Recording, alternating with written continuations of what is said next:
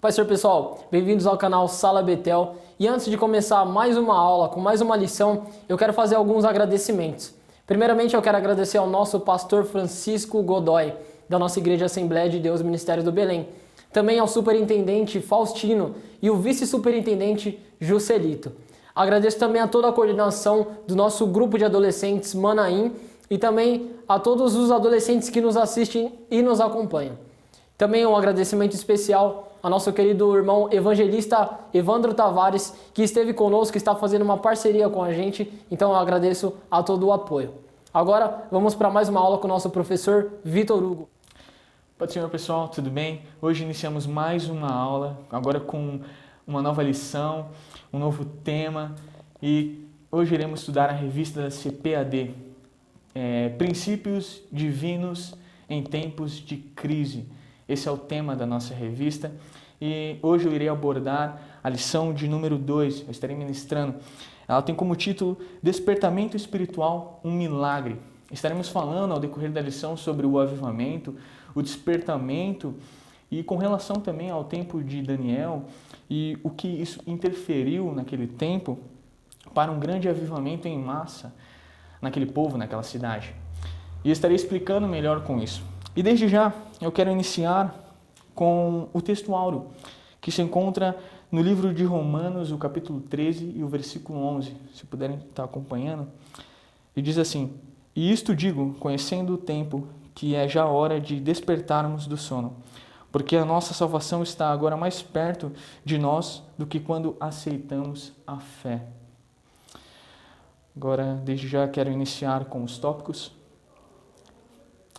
Tópico de número 1 tem como título O despertamento espiritual emana do próprio Deus. O comentarista aqui ele vai iniciar com a primeira escrita que Esdras faz referente à situação daquele tempo. Ele diz assim em Esdras 1:1: No primeiro ano de Ciro despertou o Senhor o espírito de Ciro. Naquele instante, o Senhor ele levanta Ciro e ele usa Ciro para gerar um avivamento, um despertamento em massa naquela igreja. É interessante a gente notar, e o comentarista ele também traz assuntos referentes a isso, dizendo que não foi a oração, nem a vida santificada de Daniel, que foi ministrada essa aula pelo nosso irmão Esdras. Ele falou mais especificamente sobre Daniel, que não foi essa vida, a vida de Daniel santificada, que trouxe o despertamento, o avivamento por aquele povo, mas sim esse mistério, esse milagre do avivamento emanou, veio do próprio Deus.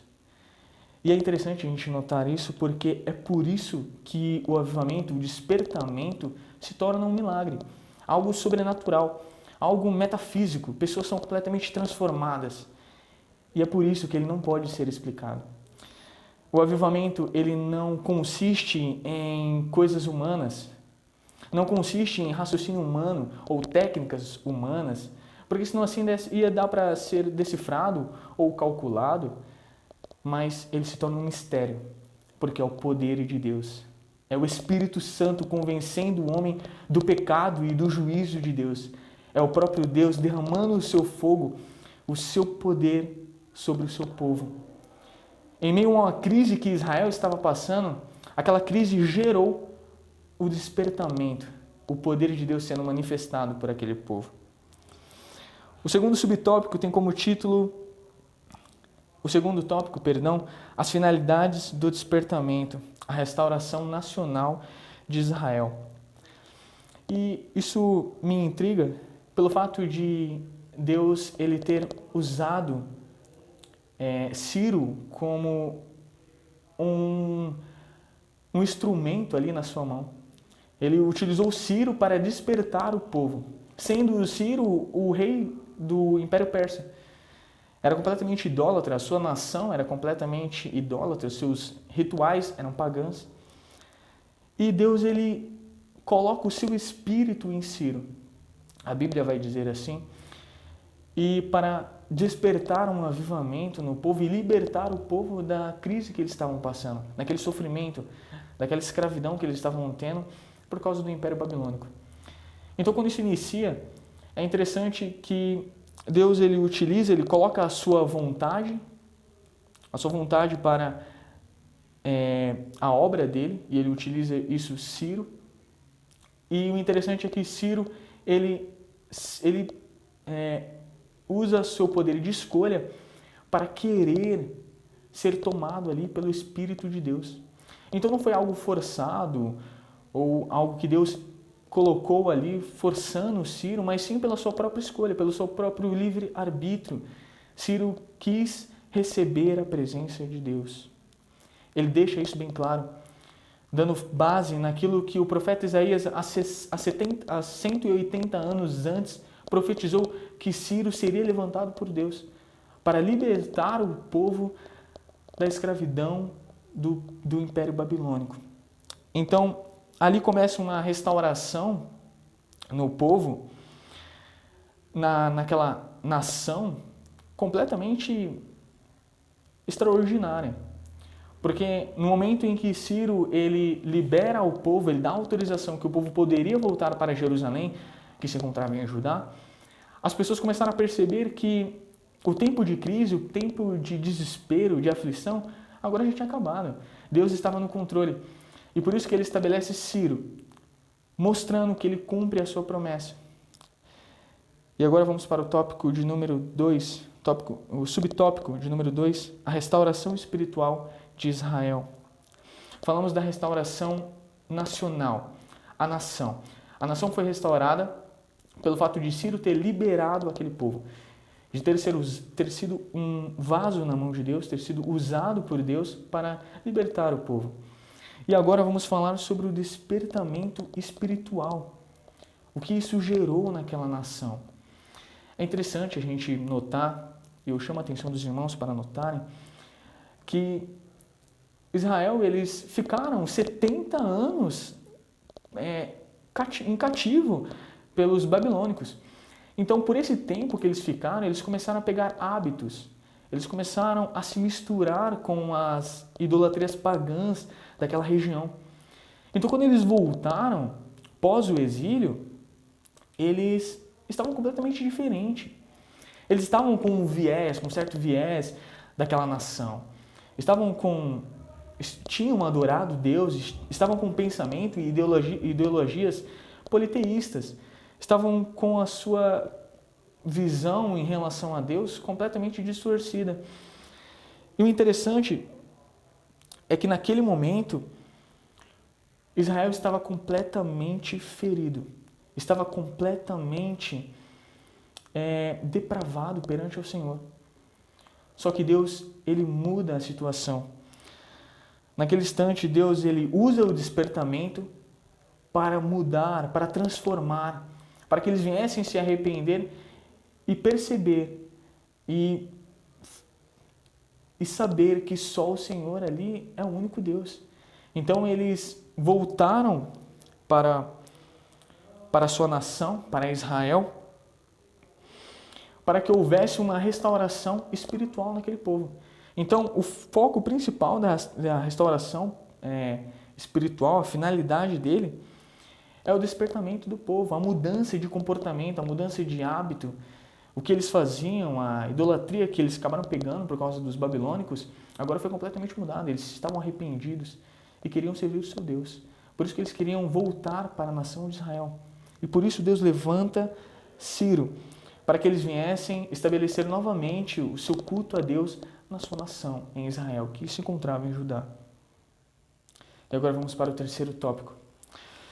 Deus cumpre as suas promessas. A fidelidade de Deus em suas promessas. Como eu falei no início do vídeo, Deus ele cumpriu com as suas promessas quando ele tirou o povo do cativeiro babilônico. Então, quando Deus levanta Ciro, ele mostra e cumpre a sua promessa. As profecias que foram feitas, que estão relatadas no livro de Jeremias e também no livro de Isaías, profeta Isaías, Deus ele cumpre, levantando Ciro e ali dando a liberdade para que o povo voltasse para a sua terra. E ele mostra como Deus ele é poderoso, como Deus ele é tremendo e como eu disse no início do vídeo, ele não pode ser comparado. não pode ser entendido, nem mesmo calculado. Seria simples demais, seria fácil demais. Eu gosto muito de uma aula do Dr. Rodrigo Silva, onde ele explica melhor isso, e ele fala a respeito, dizendo que Deus, ele não pode ser explicado por nós. Da mesma maneira que eu não explico o infinito, mas eu sei que ele está lá, Deus é assim. Ele existe, mas eu não o explico. Porque se eu pudesse explicá-lo, se eu pudesse calcular a Deus, seria simples demais. Deus não seria tão soberano assim. C.S. Lewis chega em uma conclusão dizendo que Deus, ele não cabe, a história de Jesus Cristo não cabe no intelecto, no raciocínio humano. Então não teria como nenhum homem criar a história de Cristo, criar Deus. Porque Deus, ele é supremo. A sua supremacia vai além. Nada conhecemos do poder de Deus. E agora vamos para o subtópico de número 3. Deus renova a fé dos abatidos.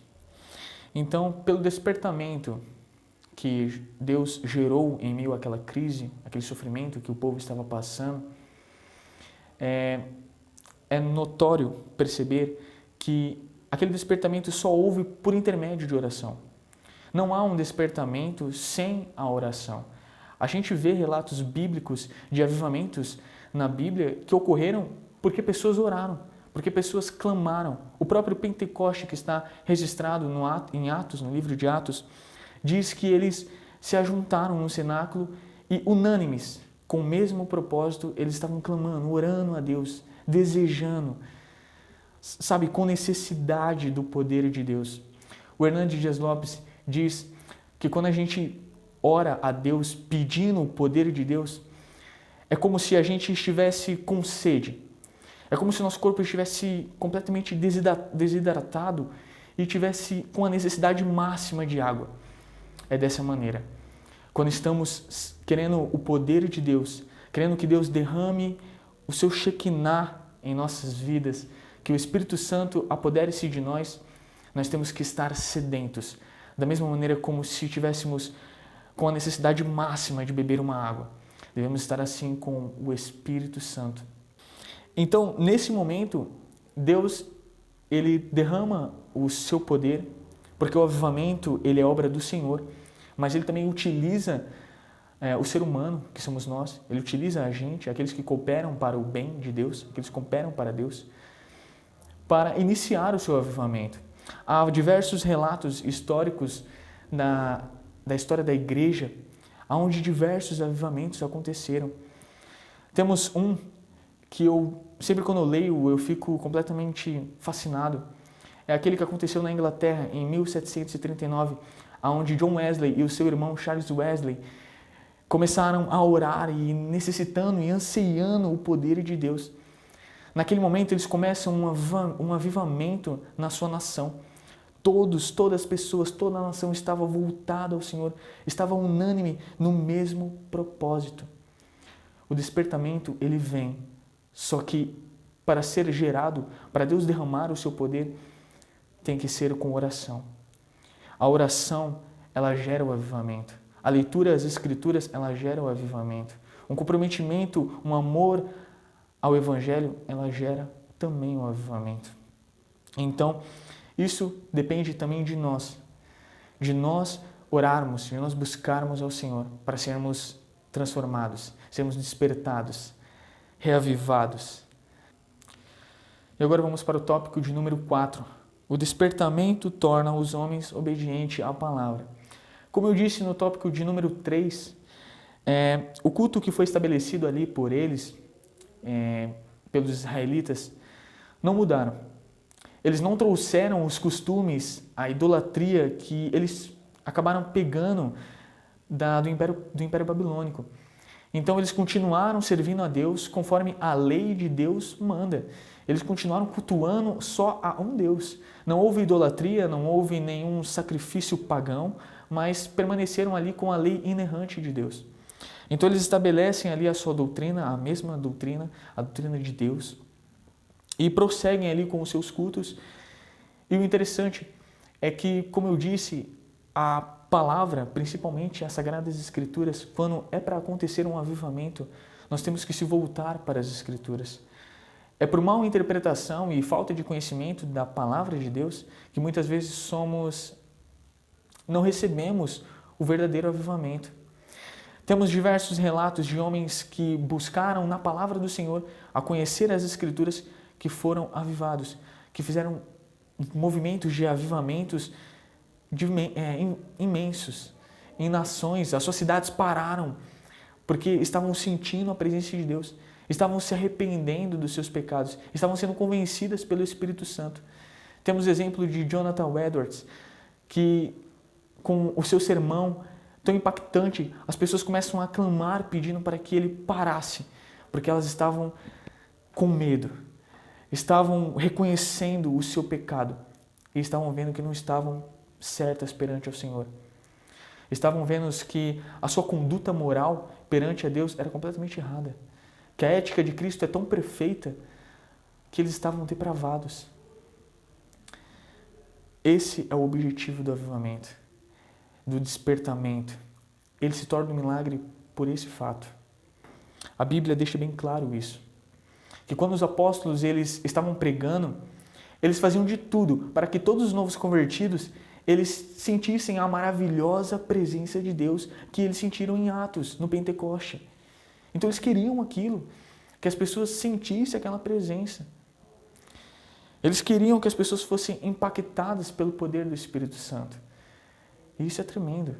Sem o poder do Espírito Santo que nos reveste do alto, não podemos nos dizer que estamos servindo ao Senhor. Por mais que fazemos sacrifícios, mas tem que vir na obediência, que leva a eu ler a palavra, a eu orar e a eu buscar mais o Senhor. Ao meu primeiro amor permanecer, ao todo o meu evangelho. Então, pessoal, a gente aprende duas lições importantes a respeito disso. De que o avivamento ele não pode vir apenas por você querer. E que ele não vem do ser humano, mas é obra de Deus. Mas claro, Deus ele estabelece uma grande responsabilidade para nós. Em 2 Crônicas, capítulo 7, o versículo 14 diz que se o meu povo que clama pelo meu nome se humilhar e orar e buscar a minha face, eu ouvirei do céu e sararei a sua terra. Nós somos povo escolhido de Deus. Então, temos uma grande responsabilidade. E a responsabilidade nossa e a soberania de Deus têm que andar juntas para que aconteça um avivamento. É somente lendo, baseando-se na inerrante palavra, as Sagradas Escrituras, que seremos transformados, renovados, que despertaremos neste mundo completamente perverso. É somente assim. E aqui, pessoal, eu agradeço por vocês me acompanharem até o final aqui, a linha de raciocínio. Eu espero que vocês tenham entendido, tenham gostado. E se ficou alguma dúvida referente ao que eu disse aqui, e também vocês acompanharam aqui no telão, mas vocês podem deixar o seu comentário, deixando ali a sua dúvida e a gente vai responder vocês. Qualquer dúvida que vocês tiverem, vocês podem deixar no comentário. Eu quero que vocês, se vocês gostaram, deixem o seu like, deixem o gostei de vocês, ative o sininho para receber as nossas notificações no YouTube. Se você não segue a gente nas nossas redes sociais, segue lá a gente na nossa página do Instagram, do Facebook também. A gente sempre está postando coisas novas, leituras diárias. Se você quiser curiosidades, então comece a seguir a gente, deixa o seu gostei aí, compartilhe esse link para o seu amigo para que ele seja edificado também. E eu espero que você tenha sido edificado. Então até a próxima. Tchau, tchau.